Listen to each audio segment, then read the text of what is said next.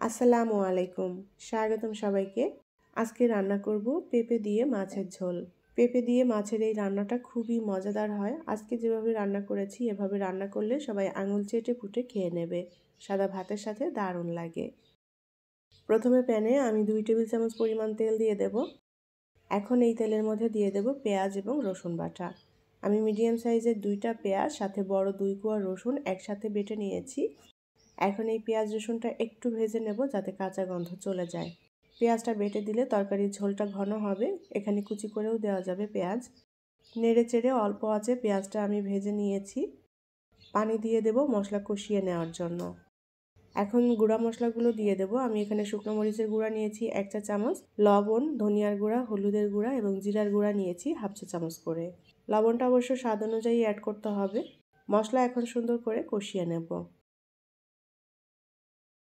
মশলাটা আমি বেশ ভালো করে কষিয়ে নিয়েছি। এখন এই মশলার মধ্যে দিয়ে দেব মাছ।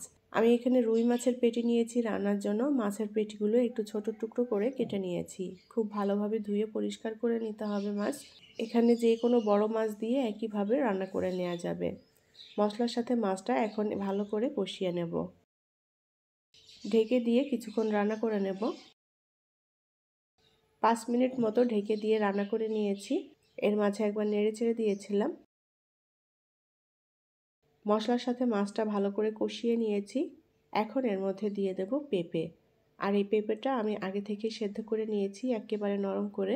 পেঁপেটা আগে থেকে সেদ্ধ করে নিলে রান্নাটা সহজ হয়ে যায়। সরাসরি কাঁচাটা দিয়েও রান্না করে নেওয়া যাবে। তবে আজকে যেভাবে রান্না করছি এভাবে রান্না করলে খুবই মজার হয় তরকারিটা। পেঁপে এখন কষিয়ে নেব। আর পেঁপে এখানে সেদ্ধ হওয়ার কিছু নেই, জাস্ট মশলার সাথে ভালো করে কষিয়ে নিয়ে ঝোলের পানি দিয়ে দেব। পেঁপেটা এখানে ভাঙা ভাঙা করে রান্না করলেই বেশি মজার হবে এই তরকারিটা। মাছ এবং পেঁপে একসাথে কষিয়ে নিয়েছি। এখন ঝোলের পানি দিয়ে দেব। ঘন মাখা মাখা ঝোল হবে সেভাবে পানি দিয়ে দিয়েছি। ঢেকে দিয়ে রান্না করে নেব। 6-7 মিনিট ঢেকে দিয়ে রান্না করে নিয়েছি। তরকারির ঝোলটা আমি আরও খানিকটা টানিয়ে নেব। উল্টাপাল্টা করে নেড়ে দিলাম। ঝোলটা আমি টানিয়ে নিয়েছি যতটুকু রাখতে চাই। ঝোলটা ঘন এবং মাখো মাখো টাইপের হয়েছে। এখন এর মধ্যে দিয়ে দেব ধনেপাতা কুচি। নেড়ে চেড়ে মিলিয়ে নেব। পেঁপে দিয়ে মাছের ঝোল তরকারি রান্না করা হয়ে গিয়েছে। এখন এটা নামিয়ে নিয়ে পরিবেশন করব। তৈরি হয়ে গেল দারুণ সুস্বাদু পেঁপে দিয়ে মাছের ঝোল।